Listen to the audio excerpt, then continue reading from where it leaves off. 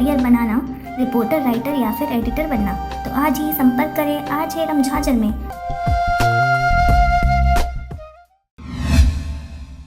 नमस्कार, आप देख रहे हैं RJ रमझाजर और मैं हूं पुखराज सिंह। गिरफ्तारी पूर्व गिरफ्तारी के वक्त एवं रिमांड स्टेज पर त्वरित न्याय सुलभ के संबंध में विशेष शिविर का आयोजन छुई खदान में संपन्न हुआ। देखिए यह रिपोर्ट। माननीय उच्च न्यायालय छत्तीसगढ़ बिलासपुर के निर्देशानुसार जिला विधिक सेवा प्राधिकरण राजनांदगांव के अध्यक्ष विनय कुमार कश्यप के मार्गदर्शन में तालुका विधिक सेवा समिति के अध्यक्ष कु सुमन ध्रुव के द्वारा गिरफ्तारी पूर्व गिरफ्तारी के वक्त एवं रिमांड स्टेज पर सुलभ कराने हेतु विशेष शिविर का आयोजन न्यायालय परिसर में किया गया, जिसमें समस्त थाना के थाना प्रभारी एवं उक्त थाना में नियुक्त अधिवक्ताओं को गिरफ्तारी पूर्व गिरफ्तारी के वक्त एवं रिमांड स्टेज पर त्वरित न्याय सुलभ कराने के लिए गिरफ्तार व्यक्तियों को सरल व सुलभ न्याय प्रदान हो सके, जिसके लिए गिरफ्तारी के पूर्व एवं गिरफ्तारी के समय अधिवक्ताओं से परामर्श करने का अधिकार एवं धारा 41B के तहत गिरफ्तार पत्रक तैयार करें। धारा 50 के तहत गिरफ्तारी के अधिकारों को जानने का अधिकार व धारा 50A दंड प्रक्रिया के तहत गिरफ्तार व्यक्ति द्वारा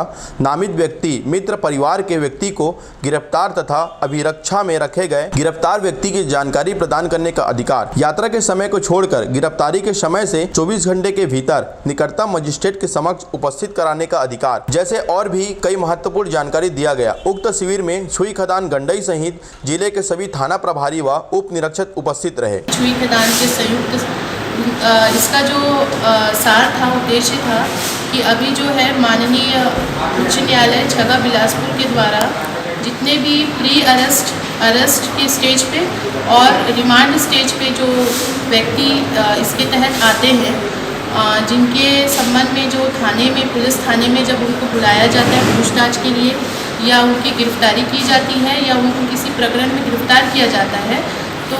जिस प्रकार से संविधान में सभी व्यक्तियों के मौलिक अधिकार के रूप में दिया गया है कि हर व्यक्ति को जो है अपने पक्ष को रखने के लिए समुचित अवसर मिलना चाहिए, तो उसी के तहत जो है इस प्रकार के तीनों स्टेज में जो प्री अरेस्ट स्टेज है, जहां पर व्यक्ति को गिरफ्तार नहीं किया गया है, केवल उसको पूछताछ करने के लिए, इंट्रोगेशन करने के लिए लाया गया है, और दूसरा स्टेज जब उसको किसी प्रकरण में गिरफ्तार किया जाता है,